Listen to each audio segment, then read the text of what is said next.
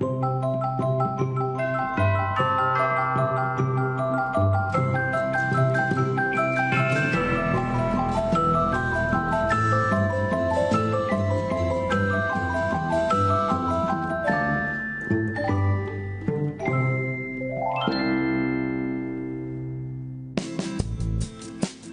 British families are on a journey that could change their children's lives. They've all got one thing in common: divorce. All the children are struggling to adjust.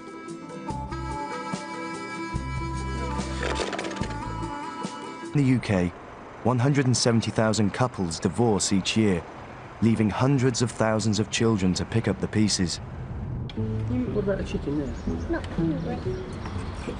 Tara and Colin Hibbert have only just decided to divorce. They're still living under the same roof, but have yet to tell their kids about the split.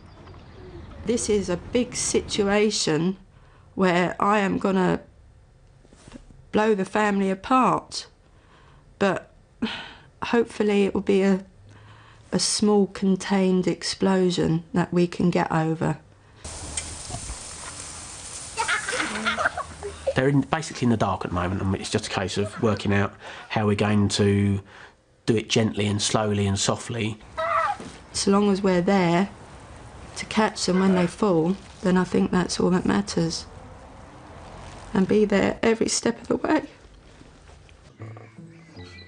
I knew things weren't quite as they were, but we still had a loving relationship and still did things together.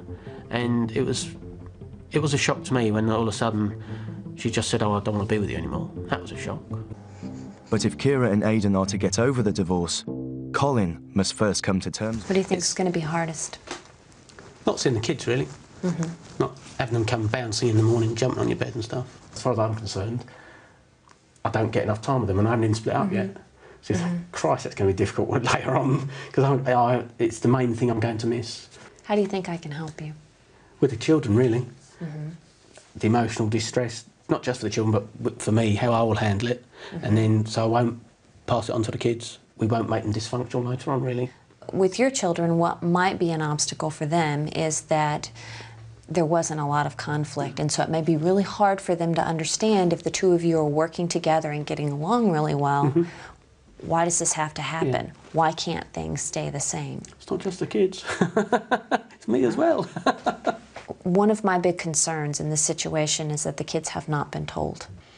More often than not, kids know more than their parents think. Oh, yeah. But is it better to do it instantly, or is it better to do it gradually and I ease them into think it? once parents have made the decision that they need to go ahead, make the move, instead of...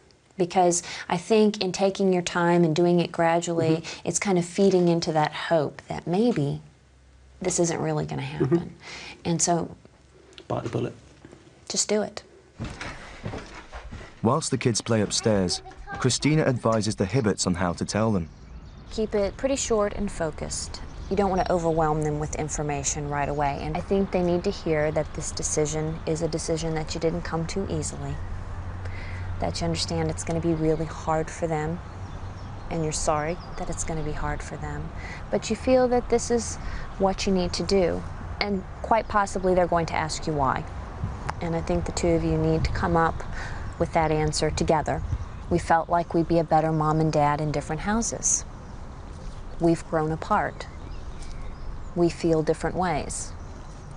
But just a very straight, simple answer for them. Okay?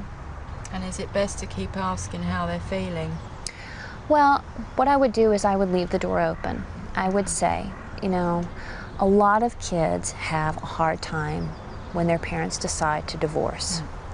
The most important things you need to know is that the love that we have for you is never, ever going to change, because kids will wonder, if you're going to leave each other, if you're going to divorce each other, does that mean someday you'll divorce me too? And so they need to hear that the love you have for them is not changing.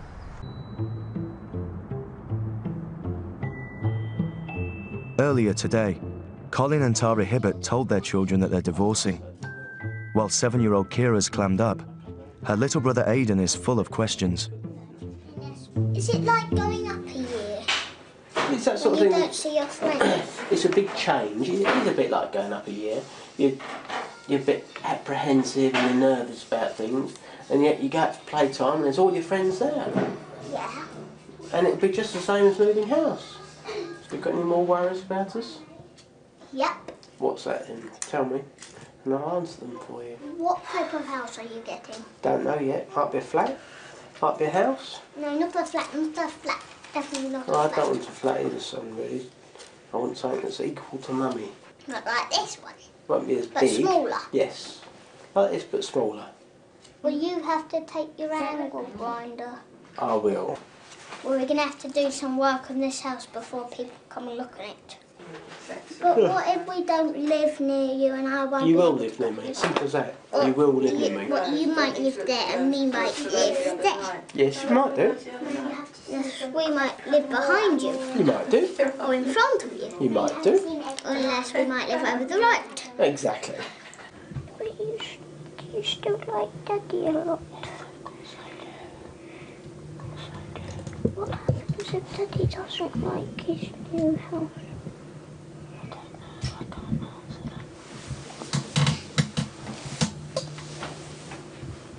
It is very, very hard. Because you're ripping their fairy tale apart. The live together and happiness ever after just isn't there now. And it is a very difficult and hard thing to do. And you don't realise actually how hard it is or the consequences until you start telling them. And you see the little faces and you think, oh God. And they start asking the awkward questions that are so simple to a child that are so difficult for you to answer because you haven't got the answers.